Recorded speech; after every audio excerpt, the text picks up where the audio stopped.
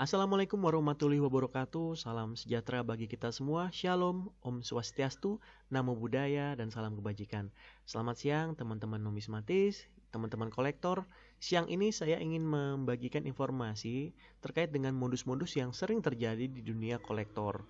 Itu saya ambil 3 modus yang sering terjadi ya. Langsung aja, yang pertama yaitu cloning seller asli. Biasanya penipu penjahat nih yang ingin mencoba menipu kolektor-kolektor yang benar, itu biasanya dia akan buat akun palsu dulu. Contohnya yaitu Facebook lah. Ya, ambil contoh sosmed itu Facebook, dan si penipu ini biasanya akan mengambil foto asli seller yang ada di Facebook.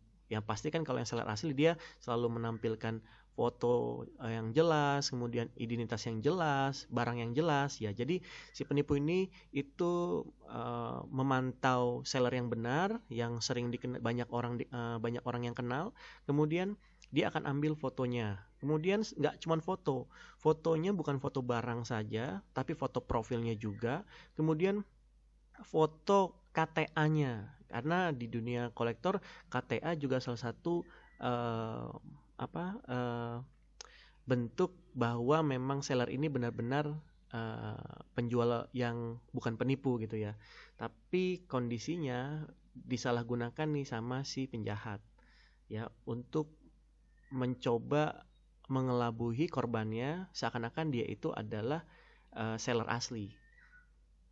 Nah, yang dilakukan sama si penipu ini biasanya dia akan memantau nih yang dilakukan sama uh, si seller asli. Jadi si seller asli itu biasanya kan akan menjual di publik, di wall, barang, kemudian akan ada tanggapan, akan ada yang menawar. Nah, orang-orang yang menawar itu, yang menanggapi itu adalah salah satu uh, peluang bagi si penjahat untuk mencari korban.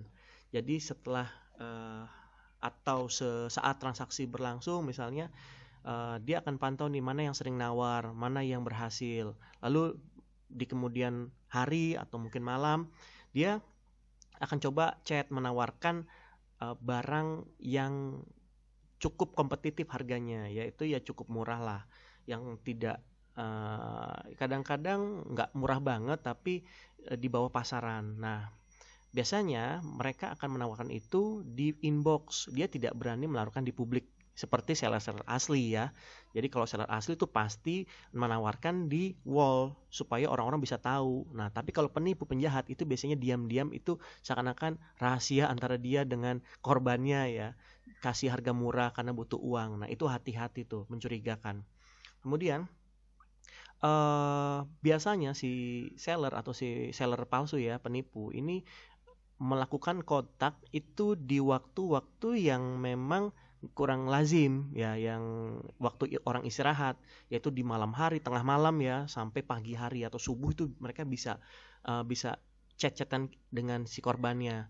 Supaya apa ya? Supaya nggak banyak orang yang bisa ngasih tahu si korban bahwa ini mencurigakan atau dan lain-lain. Yaitu salah satu hal yang menjadi salah satu kesempatan besar bagi si penipu untuk mendapatkan korban. Dan kemudian si penipu itu biasanya minta pembayaran kalau udah deal harganya ya, itu ke nomor rekening yang berbeda dengan yang ada di KTA atau yang ada di perjanjian sebelumnya. Mungkin sudah kenal dengan nama sellernya ya, sudah ada di daftar nomor rekening, tapi karena si penipu ini alasannya macam-macam, jadi minta diganti nomor rekeningnya saat itu juga ya. Itu kondisi dari modus yang pertama, cloning seller asli, seakan-akan dia adalah seorang seller beneran padahal dia pakai data seller asli ya, menipunya. Nah, terus bagaimana dengan modus yang kedua?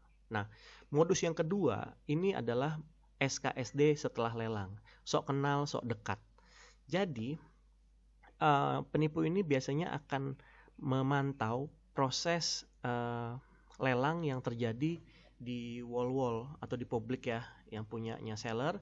Itu dia akan mantau siapa nih yang nawar, siapa yang berhasil lelang, kemudian kira-kira mana yang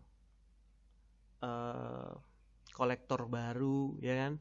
Jadi itu yang menjadi sasaran empuk bagi si penipu. Nah, biasanya mereka akan menggunakan akun bukan dari seller asli tapi akun palsu ya. Fotonya itu random, bisa cari di Google juga banyak kan ya, foto orang kayak dimasukin kayak. Dan kemudian foto produk yang dia bisa masukin juga dia bisa ambil dari Facebook, dari Google, itu dia suka-suka dia. Intinya dia memiliki akun palsu tapi benar-benar semuanya datanya fake ya, nggak sesuai, bukan milik dia. Nah, dari situ biasanya sama nih modusnya. Dia akan nawarin produk tapi tidak di wall ya. Dia masuk ke chat pribadi atau ke Messenger. Jadi kondisinya akan bilang misalnya kayak ini butuh uang, udah nggak apa jual murah, kemudian di urgent dan lain-lain lah. Intinya membuat kita ya ada rasa iba, kemudian juga ada rasa ya udahlah untung juga sih gitu loh. Jadi si penjahat ini akan mencoba mengkontak kita itu di jam-jam yang tidak wajar seperti tadi ya, jam kontak malam sampai pagi, itu biasanya mereka lakukan seperti itu. Kemudian yang pasti nomor rekeningnya itu biasanya beda dengan nama gitu, dengan nama Facebooknya namanya misalnya Budi, nomor rekening yang dia transfer misalnya Nani. Nah itu wajib perlu dicurigai. Kemudian yang ketiga apa nih? Yang ketiga nih ciri-ciri indikasi penipuan atau modus nih, yaitu seller itu berganti-ganti rekening. Nah itu hati-hati. Seller yang asli itu biasanya mencantumkan nomor rekening di KTA-nya. Atau jika tidak pun saat kita sudah transaksi pertama, lanjut kedua, ketiga dan seterusnya ya rekeningnya tetap sama. Jadi itu ya, ada 3 modus. Yang pertama cloning, penipu melakukan cloning seller asli. Yang kedua sok kenal sok dekat setelah lelang. Dan yang ketiga berganti-ganti rekening. Jadi teman-teman numismatik, teman-teman kolektor, tetap waspada ya, jangan sampai jadi korban. Dan jika ada modus lainnya, mohon bisa info ke saya ya di kolom komentar ya teman-teman, supaya bisa jadi informasi yang berguna bagi kita semua, agar kita semua terhindar dari kejahatan penipuan. Terima kasih sudah menonton. Jangan lupa subscribe and like dan share jika ini memang berguna. Terima kasih teman-teman.